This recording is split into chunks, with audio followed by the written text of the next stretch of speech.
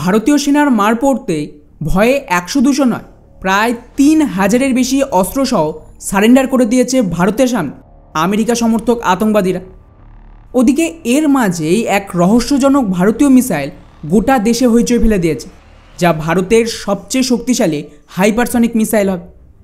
আর তার সাথেই কিভাবে এখন ভারত 120 কিলোমিটার দূরে রকেট হামলা করার জন্য একটা বড় সফলতা পেয়েছে, আর পাকিস্তান আর চায়নার মধ্যে কি বড় চুক্তি হয়েছে সবটাই জানবো আজকের এই ভিডিওতে। তবে তার আগে অবশ্যই আমাদের চ্যানেলটিকে সাবস্ক্রাইব করে আমাদেরকে সাপোর্ট করবেন। আমাদের প্রথম আপডেট রয়েছে বায়ুসেনাকে নিয়ে, যেখানে ভারতের তরফ থেকে আরও 10টা অতিরিক্ত ট্রান্সপোর্ট বিমান কেনার ডিল করছে, যার আন্ডারে ভারত মোটামুটি 10টা C-295 বিমান কিনবে বায়ুসেনার জন্য।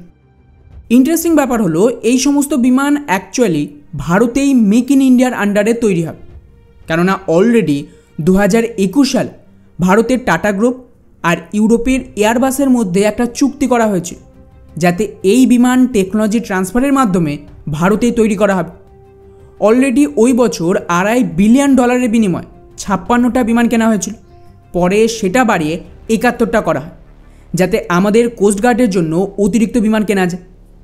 এখন খবর আসছে যে এই সংখ্যা আরও বেশি বাড়িয়ে এখন আরও 10টা, মানে প্রায় 81টা বিমান কেনা হচ্ছে, যার মধ্যে অ্যাজ ইউজুয়াল 16টার মতন স্পেন থেকে আসবে, আর বাকি সমস্ত বিমান গুজরাটেই মেক ইন ইন্ডিয়ার আন্ডারে তৈরি হবে, যা একটা ভালো বুস্ট মেক ইন ইন্ডিয়া এবং সেনাবাহিনীর লজিস্টিকের জন্য। আমাদের নেক্সট আপডেট মাল্টিব্যারেল রকেটকে নিয়ে। সম্প্রতি ভারতের ডিআরডিও স্বদেশি পিনাকা রকেট লঞ্চারের আরও শক্তিশালী একটা ভার্সান পিনাকা মার্ক 3কে দুনিয়ার সামনে নিয়ে আসে, যার বিশেষত্ব হলো এটা কিন্তু 120 কিলোমিটার দূরেও অ্যাটাক করতে সক্ষম। ইন্টারেস্টিং ব্যাপার হলো ফ্রান্সের সাথে ভারতের এই পিনাকা রপ্তানির জন্য অলরেডি নেগোসিয়েশন চলছে, যার উপর আমি আপডেট দিয়েছিলাম। তার মাঝেই ডিআরডিও আরও লং রেঞ্জের পিনাকা ডেভেলপ করে ফেলেছে। এতে ওভারঅল রপ্তানির সম্ভাবনা আরও বেড়ে যাবে, এবং হতে পারে যে ফ্রান্স ডিরেক্টলি লং রেঞ্জের পিনাকাকেই কিনে নিল। এবং শুধু ফ্রান্স নয়, আর্মেনিয়াও এবারে এই নতুন ভার্সনকে কেনার জন্য অতিরিক্ত ডিল করতে পারে, যা আগেকার 75 থেকে 90 কিলোমিটার রেঞ্জের চেয়ে বেশি সুবিধা দেবে। ফলে একদিকে ভারতীয় সেনা শক্তিশালিত হবে, কিন্তু রপ্তানির মার্কেটেও এটা ভারতের সফলতাকে আরও বেশি উঁচুতে নিয়ে যাওয়ার সুযোগ করে দিল।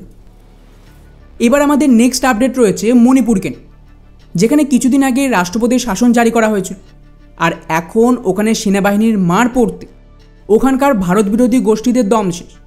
দুদিন আগেই গভর্নরের নির্দেশে একদিনে 300-র কাছাকাছি হাতিয়ার সারেন্ডার করে দিয়েছে মণিপুরের এক গোষ্ঠী, এবং মাত্র এক সপ্তাহে টোটাল 600-র বেশি হাতিয়ারকে সারেন্ডার করে দিয়েছে, যার ছবি আপনারা দেখতে পাচ্ছেন। খেয়াল করলে দেখবেন শুধুমাত্র হাতিয়ার নয়, হেলমেট, বুলেট প্রুফ জ্যাকেট এইসবও সারেন্ডার করেছে। এছাড়াও মোট 6000 হাতিয়ার, যেটা আমেরিকা সমর্থিত এই সমস্ত গোষ্ঠী লুট করেছিল, তার মধ্যেও প্রায় 3500-এর বেশি হাতিয়ার সেনা ফেরত নিয়ে এসেছে, যাকে মাথায় রেখেই আগামী 6 তারিখ পর্যন্ত এই সময় বাড়িয়ে দেওয়া হয়েছে এই সমস্ত সন্ত্রাসবাদী গোষ্ঠীদের, যাতে এর মধ্যে বাকি হাতিয়ার ওরা সরকারের সামনে সারেন্ডার করে দেয়। এছাড়াও আরও একটা খবর এসেছে, যেখানে মণিপুরের মোটামুটি 50 একরের বেশি পপি চাষ আর জমিকে সম্পূর্ণ জ্বালিয়ে নষ্ট করে দিয়েছে ভারতীয় ফোর্সেস এবং পুলিশ মিলিতভাবে। এছাড়াও বলা হচ্ছে যে 4 জনের বেশি কুকি সন্ত্রাসীকেও গ্রেপ্তার করা হয়েছে গতকাল। অর্থাৎ অসাধারণ অপারেশন চলছে রাষ্ট্রপতির শাসনের পর। ওদিকে এখন খবর আসছে গৃহমন্ত্রী অমিত শাহ মণিপুরের ওপর আবার মিটিংয়ে বসেছে, যেখানে গভর্নরও রয়েছে, অর্থাৎ আরও কিছু বড় অ্যাকশন রেডি করা হচ্ছে। আর আমি তো বলেছিলাম এখানে সমস্ত চার্চের ফান্ডিং আমেরিকার ইউএসএর বন্ধ হতে এদের লাফালাফিও শেষ হয়ে যাবে। এবার ধীরে ধীরে এই সমস্ত চার্চ, এনজিও, পপি চাষ কাউকেই ছাড়া হবে। ফলে এক কথায় ভয়ঙ্করভাবে এই সমস্ত ভারত বিরোধীদের এবারে কুচলে দিচ্ছে ভারত। নাও এবার বানাও নতুন খ্রিস্টান দেশ। যাই হোক, আমাদের নেক্সট আপডেট রয়েছে খুবই গুরুত্বপূর্ণ একটা মিসাইলকে নিয়ে, যাকে রিসেন্টলি শোকেস করা হয়েছিল ডিআরডিওর তরফ থেকে। আর এটাকে নিয়ে হইচই শুরু হয়ে গেছে যে ভারত এক রহস্যজনক নতুন মিসাইল তৈরি করেছে। এটা তার ছবি। এটাকে খুব ভালোভাবে খেয়াল করলেই বুঝতে পারবেন এটা অ্যাকচুয়ালি আমাদের হাইপারসনিক মিসাইল। অলরেডি গত বছর এর টেস্ট হয়েছিল। ভারত খুব সম্ভবত তারই একটা মডেল এখানে শোকেস করেছে। এটা কোনো নতুন মিসাইল বলে তো আমার মনে হচ্ছে না, কিন্তু এখন অফিশিয়ালি এই হাইপারসনিক মিসাইল সেনাতে সামিল করার জন্য রেডি করা হচ্ছে। হতে পারে যে আগামী কয়েক মাসে এর একটা টেস্টও হবে, যা ভারতের জন্য সবচেয়ে বড় গেম চেঞ্জারের কাজ করে।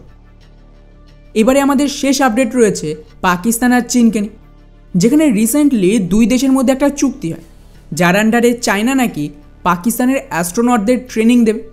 এবং শুধু ট্রেনিং নয়, বরং পাকিস্তান প্রথম দেশ হবে যারা চাইনিজ স্পেস স্টেশনে যাওয়ার সুযোগ পায়। মুশকিল হচ্ছে ভারতও কিছু বছরে নিজেদের স্পেস স্টেশন মহাকাশে লঞ্চ করবে। সেক্ষেত্রে চায়না আর ভারতের মধ্যে একটা দারুণ কম্পিটিশান হতো। কিন্তু আমার ভয় হলো এই পাকিস্তানের অ্যাস্ট্রোনটরা যদি চীনের স্পেস স্টেশনে গিয়ে ওদের ন্যাশনাল গেম খেলতে শুরু করে দেয়, মানে বুঝতে পারলেন তো, তাহলে কী হবে? যাই হোক, পাকিস্তানের জন্য এটা একটা বড় সুযোগ। যদি এর থেকে ওরা একটু শিখতে পারে যে পৃথিবী অ্যাকচুয়ালি চ্যাপ্টা নয়, এটা গোল।